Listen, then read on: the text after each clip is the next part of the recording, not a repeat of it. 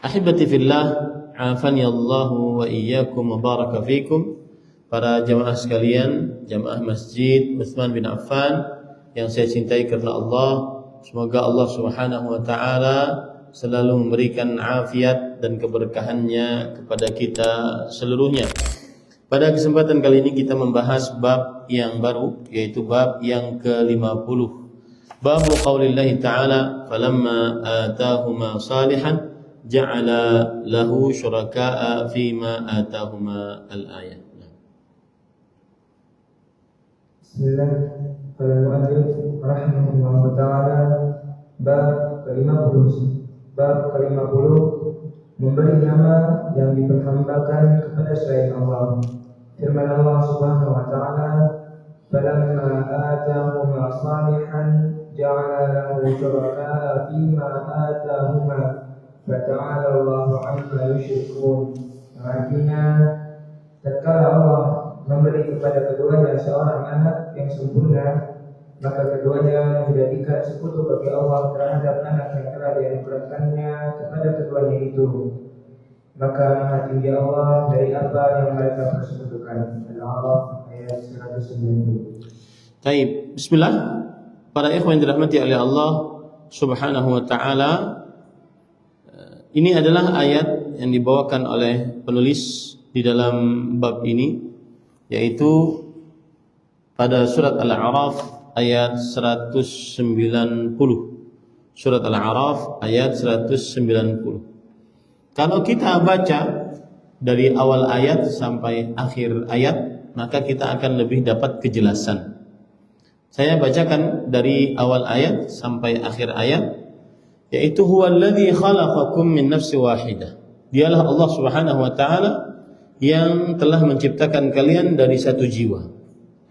Wa ja'ala fi minha zawjaha, dan dialah Allah yang menjadikan dari satu jiwa tersebut pasangannya, yaitu Adam, kemudian berpasangan dengan Hawa.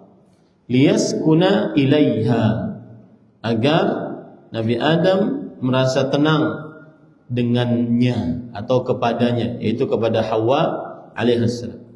Falamma taghasyaha hamalat hamlan khafifan.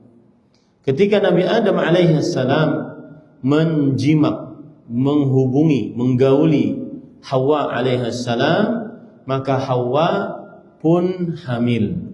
Hamlan khafifan. Hamlan khafifan artinya yang tidak dirasakan oleh Hawa pada awal-awal perkara dia hamil. Tidak dirasakan.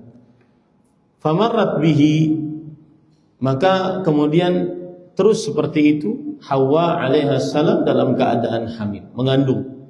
Falamma athqalat da'awallaha rabbahuma. Lalu ketika anak tersebut sudah berat, itu karena sudah besar, perutnya sudah besar, da'awa Allah, maka kedua-duanya, yaitu Adam dan Hawa, berdoa kepada Allah Subhanahu wa taala sebagai Rabb mereka. La in ataitana salihan lanakunanna minasyakirin. Jika engkau wahai Allah memberikan anak ini adalah anak yang saleh, sungguh kami akan sangat menjadi orang-orang yang bersyukur. Falamma atahuma salihan ja'ala lahu syuraka'a fima atahuma. Maka ternyata benar Allah Subhanahu wa taala memberikan kepada mereka berdua anak yang saleh, yaitu manusia yang sempurna, ya, anak yang saleh. Tetapi apa yang terjadi? Ja'ala lahu syuraka'a. Keduanya menjadikan untuk anak tersebut syuraka, sebagai sekutu. Kenapa? Karena Nabi Adam menamai anaknya dengan Abdul Harith, sebagaimana di dalam beberapa riwayat. Nabi Adam menamai anaknya nama dengan Abdul Harith. Nah, ini yang menyimpang. Jadi, bukankah Nabi Adam alaihissalam setelah bersetubuh dengan Hawa, kemudian hamilnya Hawa, kemudian berdoa kepada Allah, Mereka berdua berdoa kepada Allah agar diberikan anak yang saleh. Kalau kami diberikan anak yang saleh, kami akan benar-benar bersyukur. Kami akan benar-benar bersyukur. Ternyata setelah diberikan oleh Allah anak yang saleh sempurna, ternyata diberi nama dengan Abdul Harith. Abd, jadi budaknya Harith. Harith adalah nama syaitan. Nah, di sinilah Allah mengatakan ja'ala lahu syuraka fima atahuma. Maka kedua-duanya Nabi Adam dan Hawa menjadikan untuk Allah sekutu. Berarti ada Tuhan selain Allah. Ya, dengan cara menamai anak dengan nama Abdul Harith, bukan nama Abdullah. Paham ini? Dan Harith adalah nama siapa? Nama iblis pada waktu itu. Ya. Ini para ikhwan yang dirahmati oleh Allah Subhanahu wa taala. Kemudian Allah berfirman, "Fata'ala Allah amma yusyrikun." Jadi sudah paham ya maksud daripada ayat ini. Ayat ini maksudnya adalah, atau bab ini maksudnya adalah termasuk penyimpangan tauhid, yaitu memberi nama kepada anak dengan nama penghambaan kepada selain Allah. Termasuk daripada penyimpangan tauhid adalah memberi nama kepada anak dengan nama penghambaan kepada selain Allah Subhanahu wa taala. Seperti ini Abdul Harith. Tapi mungkin timbul pertanyaan, Ustaz, kenapa Harith tidak boleh diberi, kenapa anak tidak boleh diberi nama dengan Abdul Harith? Para ikhwan yang dirahmati oleh Allah Subhanahu wa taala, jadi disebutkan dalam beberapa riwayat bahwasanya Al-Harith adalah termasuk daripada nama syaitan. Al-Harith adalah termasuk daripada nama syaitan. Atau ada yang mengatakan Al-Harith termasuk daripada nama manusia. Maka tidak boleh seseorang bernama Abdul Harith karena dia manusia, berarti budaknya manusia, begitu. Itu yang tidak boleh. Ya, budaknya manusia. Tetapi kalau namanya Harith saja bagaimana? Maka jawabannya boleh. Sebagaimana hadis Rasul sallallahu alaihi wasallam, kullukum Harith wa kullukum hammam. Setiap dari kalian Harith dan setiap dari kalian hammam. Hammam itu artinya orang yang punya tekad kuat. Maka para ikhwan dirahmati oleh Allah, tetapi kalau di depannya ada abd, ada penghambaan, maka tidak boleh diberikan kepada selain Allah Subhanahu wa taala. Makanya Rasul sallallahu alaihi wasallam bersabda, ahabbul asma'i ilallah Abdullah wa Abdurrahman. Artinya nama yang paling dicintai oleh Allah adalah Abdullah dan Abdurrahman. Di situ ada penghambaan dan penghambaannya kepada Allah. Itu nama paling bagus. Abdullah, Abdurrahman, Abdul Razzaq, Abdul Karim, Abdul Ilah, Abdul Mannan, Abdul Qadir, Abdul disandarkan penghambaannya kepada Allah. Maka ini sangat nama yang paling dicintai oleh Allah. Jadi sudah paham ya? Apa maksud dari bab? Maksud dari bab adalah tidak diperbolehkan untuk menamai anak dengan nama yang di dalamnya terdapat penghambaan kepada selain Allah. Seperti Abdul Harith. Ya, seperti Abdul Harith. Nah, para ikhwan yang dirahmati oleh Allah Subhanahu wa taala, dan ada yang mengatakan, saya baca ini di dalam kitab yang lain, bahwa kama ruya bi tasmiyatihi Abdul Harith iblis wa kana ismuhu fil malaikah al Harith summa istutrida min dzikri syakhs ila al jins faqala fata'ala Allah amma yusyrikun. Yang artinya ketika dinamai Abdul Harith, dan Harith adalah salah satu nama iblis ketika dia bersama malaikat. Ini catat baik-baik. Harith adalah salah satu nama iblis ketika dia bersama malaikat. Nah, Diriwayatkan oleh Imam Tirmidzi dari Samurah radhiyallahu an, lamma walladat Hawa tafa biha iblis. Ketika Hawa alaihi salam melahirkan, maka iblis mengelilinginya. Wa kana la ya'ishu laha walad, dan dia tidak bisa tenang. Iblis tidak bisa tenang dengan Hawa mempunyai anak. Salah saya.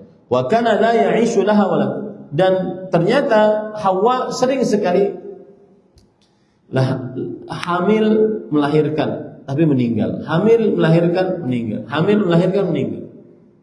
Makanya iblis membisikkan kepada Hawa dan Adam alaihissalam, "Sammihi Abdul Harith fa innahu ya'ish." Yang artinya, namai anak ini dengan Abdul Harith, dia akan hidup. Sedangkan Harith adalah nama malaikat saat dia masih nama siapa? Iblis. Saat dia masih bersama para malaikat di dalam surga, namanya Harith. Fasammathu Abdul Harith fa'asha fakana dzalika min wahyi syaitan wa amrihi. Maka Hawa alaihi salam pun menamai anaknya dengan Abdul Harith dan hidup. Maka akhirnya ditetapkan bahwa nama tersebut adalah bisikan dari syaitan. Tetapi riwayat ini ada yang mengatakan lemah, ada yang mengatakan meskipun lemah tetapi dia adalah tafsiran paling baik daripada tafsiran-tafsiran yang lain.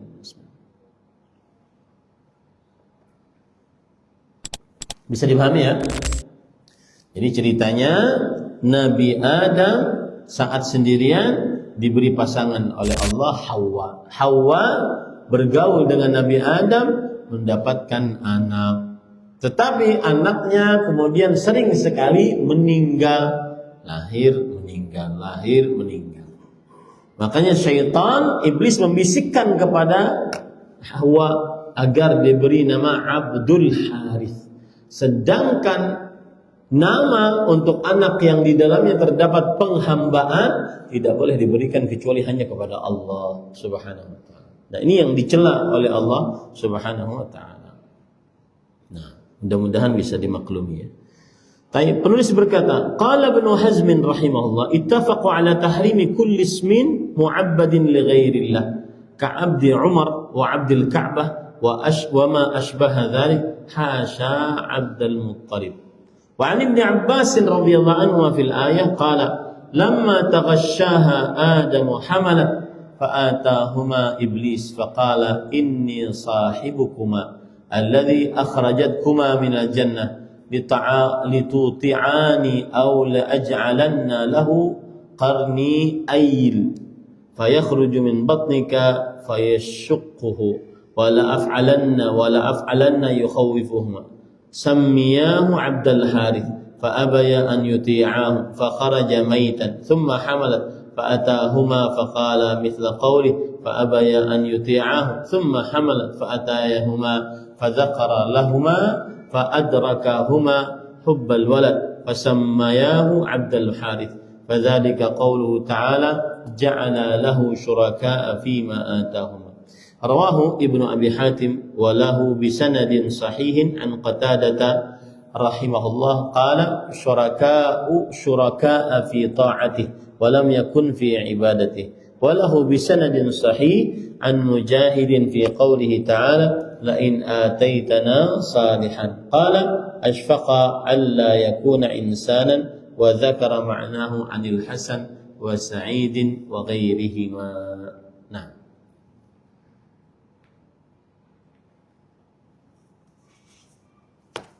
Silakan Ibnu Hazm. Ibnu Hazm mengatakan para ulama telah sepakat mengharamkan setiap nama yang diperhambakan kepada selain Allah, seperti Abdul Umar yang artinya hamba Umar, Abdul Ka'bah yang artinya hamba Ka'bah, dan yang semisalnya kecuali Abdul Muttalib. Kenapa kecuali Abdul Muttalib? Abdul Umar nggak boleh, hambanya Umar. Abdul Ka'bah nggak boleh, hambanya Ka'bah. Tapi kenapa Abdul Muttalib boleh? Jawabannya para ikhwan dirahmati oleh Allah Subhanahu wa taala, karena Al-Muttalib adalah paman Nabi Muhammad sallallahu alaihi wasallam. Al-Muttalib ibnu Hashim ibni Abdi Manaf, paman Nabi Muhammad sallallahu alaihi wasallam. Ini selevel dengan Al-Abbas bin Abdul Muttalib. Ya, Al-Muttalib selevel dengan selevel dengan Naufal Abdul Syams Al-Muttalib, ya. Ibni Hashim Ibni Abdi Manaf, Muhammad bin Abdullah bin Hashim. Iya, selevel dengan Abdullah, bapaknya Nabi. Selevel dengan Al-Abbas, pamannya Nabi. Al-Muttalib ini, ya. Al-Muttalib bin Hashim bin Abdi Manaf qadimal Madinah. Beliau datang ke kota Madinah. Kemudian anak laki-laki dari saudara beliau, yaitu keponakan beliau, tinggal di tengah-tengah paman-pamannya dari ibu, yaitu dari Bani Najjar, kaum Khazraj. Kemudian hal ini disebabkan karena Hashim kakek Nabi, Hashim kakek Nabi yang kedua, itu menikah dengan salah seorang dari Bani Najjar. Maka keluarlah Nabi Muhammad, keluarlah Al-Muttalib. Keluarlah Al-Muttalib. Keluarlah Abdul Muttalib, maksud saya. Abdul Muttalib. Kemudian setelah itu dinamai Syaibah Al-Hamd. Maka ketika kemudian sudah dewasa, dia tinggal bersama paman-pamannya dari ibunya. Ketika sudah umur 7 tahun, pamannya yaitu Al-Muttalib datang dari Mekah ke kota Madinah. Untuk mengambil keponakannya tadi, yaitu Abdul Muttalib. Maka orang-orang akhirnya mengatakan Abdul Muttalib, ya, sampai akhirnya tersebar nama tersebut. Saya gambarkan ya biar lebih enak.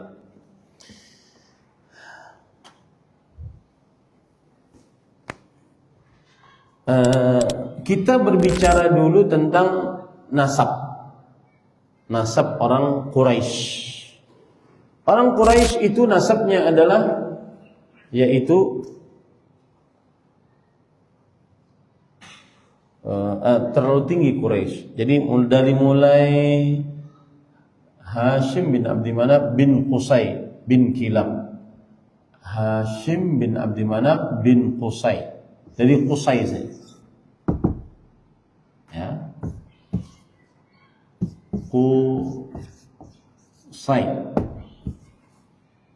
Qusay mempunyai anak Hashim bin Abdi Manaf bin Qusay. Mempunyai anak namanya Abdu Manaf.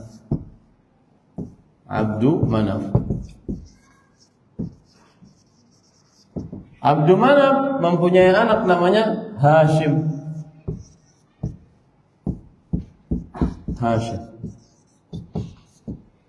Makanya Nabi Muhammad SAW disebut dengan Bani Hashim. Hashim mempunyai anak namanya Abdul Muttalib. Muhammad bin Abdullah bin Abdul Muttalib bin Hashim bin Abdi Manaf bin Qusay. Ya, di sini Abdul Muttalib mempunyai anak namanya Abdullah. Nah, yang kita bincangkan tuh ini, kenapa dia disebut dengan Abdul Muttalib? Budaknya, hambanya Al-Muttalib. Hashim Abdi Manaf mempunyai anak. Salah satu nama anaknya adalah Al-Muttalib.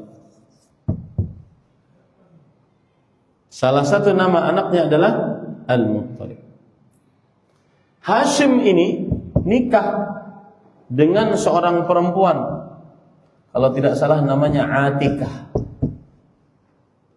Seorang perempuan berasal dari Bani Najjar.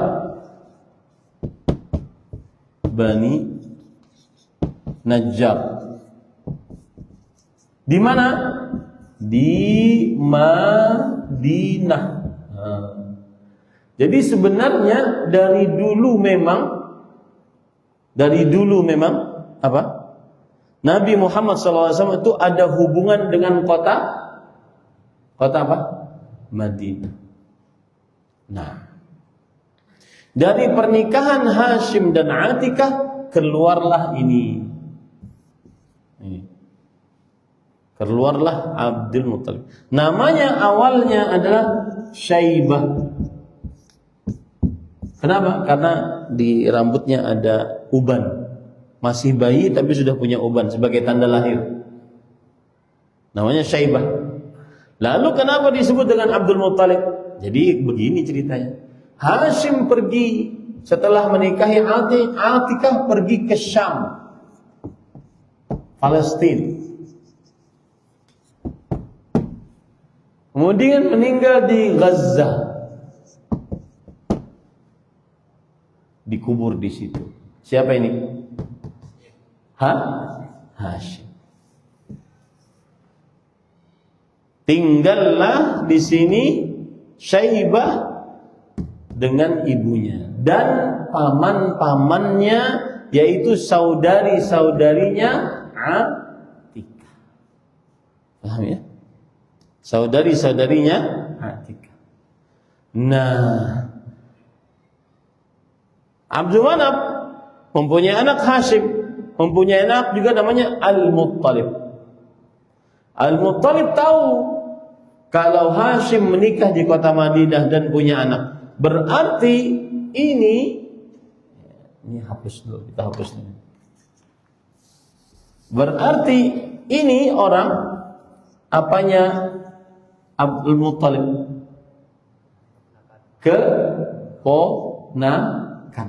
Keponakan itu seperti anak sendiri. Makanya Al-Muttalib datang dari Mekah, kemudian bertemu dengan Syaibah. Dibawalah ke kota Mekah. Di tengah perjalanan, karena Syaibah ini anak kecil, maka dia sering membantu pamannya. Al-Muttalib. Maka akhirnya orang-orang menyebutnya apa? Abdul Muttalib. Nah, begitu ceritanya. Berarti boleh memakai Abdul Muttalib. Kenapa? Karena ini bukan penghambaan peribadatan. Tetapi orang-orang mengira bahwa Syaibah adalah budaknya siapa? Al-Muttalib. Budak yang artinya bisa disuruh, bisa dijual, bisa disebut dengan Abdul Muttalib. Paham ceritanya? Tetapi untuk nama-nama yang lain tidak boleh ada penghambaan kecuali hanya kepada Allah. Ya, tidak boleh ada penghambaan kecuali hanya kepada Allah Subhanahu wa taala. Abdullah hanya kepada Allah Subhanahu wa taala.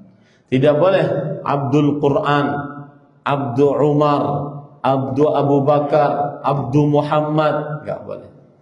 Hanya penghambaan hanya kepada Allah Subhanahu wa taala. Meskipun dalam nama, kecuali siapa tadi? Kecuali Abdul Muttalib. Kenapa? Karena kita sudah tahu kisahnya.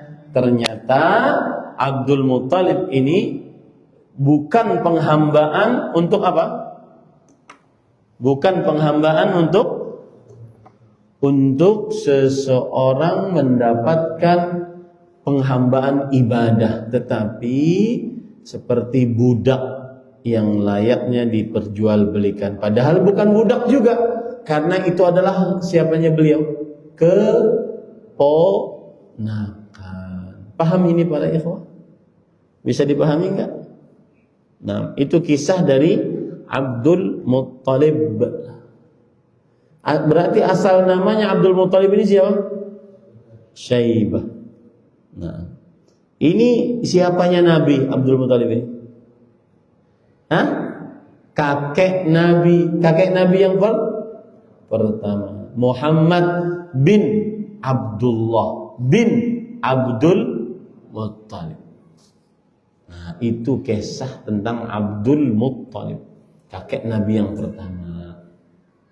Nah, bisa dipahami ya, ini para ikhwah yang dirahmati oleh Allah Subhanahu wa taala. Nah, lanjut. Ibnu Abi Hatim meriwayatkan bahwa Ibnu Abbas dalam menafsirkan ayat tersebut mengatakan, setelah Adam menggauli istrinya Hawa yang pun hamil, lalu iblis datang kepada mereka berdua dan berkata, sungguh aku adalah kawanmu berdua yang telah mengeluarkan kamu dari surga. Demi Allah, hendaklah kamu menaatiku. Kalau tidak, niscaya akan dijadikan anakmu itu bertanduk dua seperti rusa, sehingga akan keluar dari perut istrimu dengan merobeknya. Demi Allah, pasti akan kulakukan. Demikianlah iblis menakut-nakuti mereka berdua. Namailah anakmu itu Abdul Harith, kata iblis memerintahkan. Tetapi keduanya menolak untuk mematuhinya. Tatkala bayi mereka lahirlah dia dalam keadaan mati. Kemudian Hawa hamil lagi, maka datanglah iblis kepada mereka berdua dengan menyatakan seperti yang pernah dia katakan. Tetapi mereka berdua tetap menolak untuk mematuhinya. Dan bayi mereka pun lahir lagi dalam keadaan mati. Selanjutnya Hawa mengandung lagi, maka datanglah iblis kepada mereka berdua dan mengingatkan mereka apa yang pernah ia katakan. Karena Adam dan Hawa lebih menginginkan keselamatan anaknya, akhirnya mereka mematuhi iblis dengan memberi kepada anak mereka nama Abdul Harith. Itulah tafsiran firman Allah, ja'ala lahu syuraka fima atahuma, yang artinya mereka keduanya menjadikan sekutu bagi Allah dalam hal anak yang dia karuniakan kepada mereka. Nah, itu kisah dari ayat tadi. Yaitu ketika Nabi Adam dan Hawa alaihi wassalam mendapatkan anak, tetapi setiap dapat anak lahir meninggal. Anak dapat lahir meninggal. Maka datanglah iblis kepada Hawa, membisiki Hawa agar dinamai dengan Abdul Harith. Dan Harith adalah nama iblis saat hidup bersama para malaikat. Timbul pertanyaan sekarang. Perhatikan. Timbul pertanyaan. Yang terlarang dalam hadis ini, apakah memberi nama anak Abdul Harith karena penghambaan kepada selain Allah? Ataukah karena terlarangnya karena berarti Adam dan Hawa alaihi wasallam taat kepada iblis? Mana yang antum pilih? Terlarangnya yang mana? Terlarangnya memberi nama Abdul Harith, berarti dia menghambakan diri kepada Harith, dan Harith adalah malaikat. Malaikat di zaman Rasulullah sallallahu alaihi wasallam, di zaman para malaikat masih hidup, di zaman iblis tinggal bersama malaikat di surga, Harith. Nah, terlarangnya di mana? Apakah bernama Abdul Harith terlarang, ataukah terlarangnya adalah karena taat kepada iblis menamai anaknya dengan Abdul Harith? Siapa yang bisa jawab? Paham nggak pertanyaannya? Baihaqi paham nggak? Paham. Bukhari Muslim paham nggak? Apa pertanyaannya?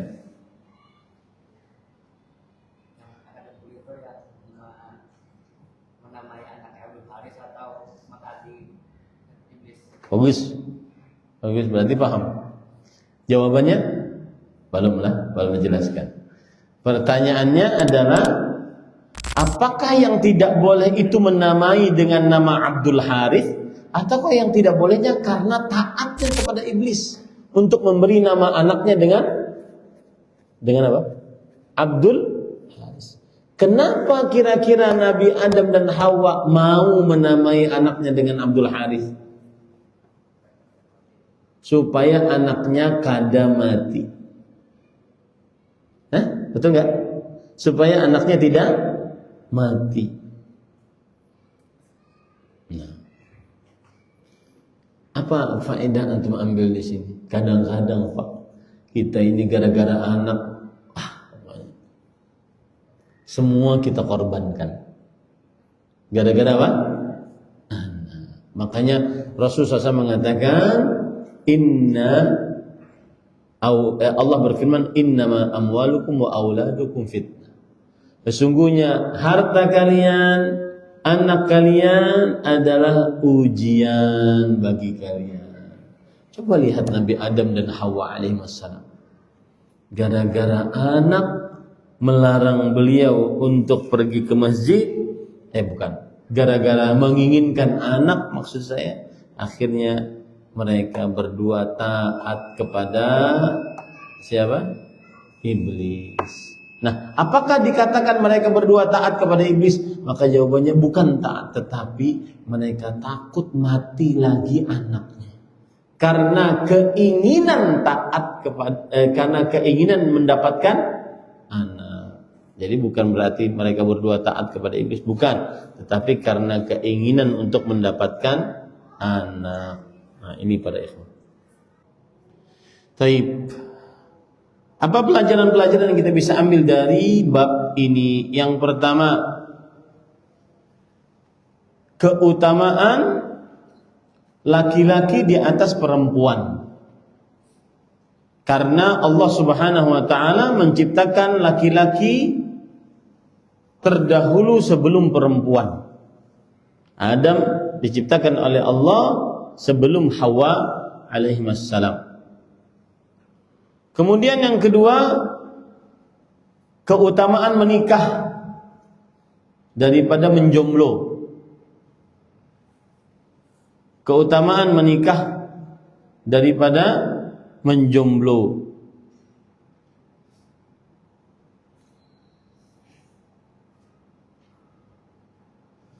Kemudian yang ketiga,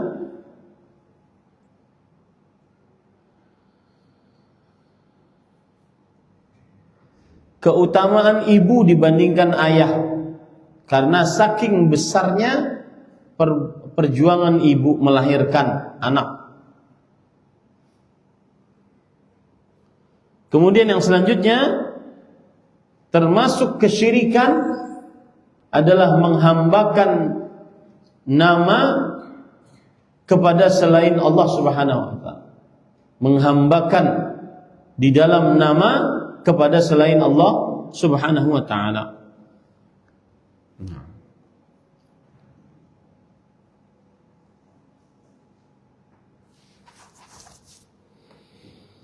Kemudian pelajaran selanjutnya adalah iblis itu musuh dan tidak akan pernah jadi teman. Iblis itu musuh dan tidak akan pernah jadi teman, maka janganlah berteman dengan iblis. Allah berfirman dalam Al-Quran, inna syaitana lakum aduun fattakhidhuhu aduwan. Sesungguhnya syaitan itu adalah musuh bagi kalian, maka jadikanlah ia musuh, jangan sampai jadi teman. Kemudian pelajaran selanjutnya, hati-hati dengan bisikan sembunyi-sembunyi iblis. Seperti ini tadi, Hawa alaihissalam dibisiki oleh iblis, dan gara-gara ingin punya anak, akhirnya menerima bisikan iblis. Dan bisikan iblis biasanya apa? Biasanya lembut sekali. Biasanya lembut sekali. Kemudian yang selanjutnya, iblis bersungguh-sungguh untuk menyesatkan manusia. Dia tidak main-main. Bersungguh-sungguh untuk menyesatkan manusia. Maka jangan sampai lengah dengan penyesatan dari iblis. Kemudian selanjutnya, terkadang Allah menguji sebagian hamba-hamba yang saleh. Seperti misalkan anak dilahirkan meninggal. Ini ujian dari Allah untuk hamba-hamba yang saleh. Ujian dari Allah untuk hamba-hamba yang saleh. Kemudian selanjutnya, cinta anak itu adalah sifat tabiat manusia. Makanya kalau ada seorang orang tua yang sangat kasar terhadap anaknya, berarti itu di luar fitrah manusia. Fitrah manusia adalah sangat cinta kepada anak. Sebagaimana Nabi Adam dan Hawa alaihissalam sangat menginginkan anak. Kemudian yang terakhir, dan ini yang berkaitan dengan bab kita, diharamkan menamai dengan nama yang di dalamnya terdapat penghambaan kepada selain Allah. Enggak boleh. Abdun Nabi, di Arab banyak tuh Abdun Nabi. Ya, sebagian negara budaknya Nabi, hambanya Nabi, Abdur Rasul. Ya. Kalau orang Syiah Abdul Ali, budaknya Ali, hambanya Ali. Nah, ini tidak boleh. Tidak boleh penghambaan kecuali hanya kepada Allah Subhanahu wa taala. Nah, alhamdulillah selesai pelajaran kita pada kesempatan kali ini.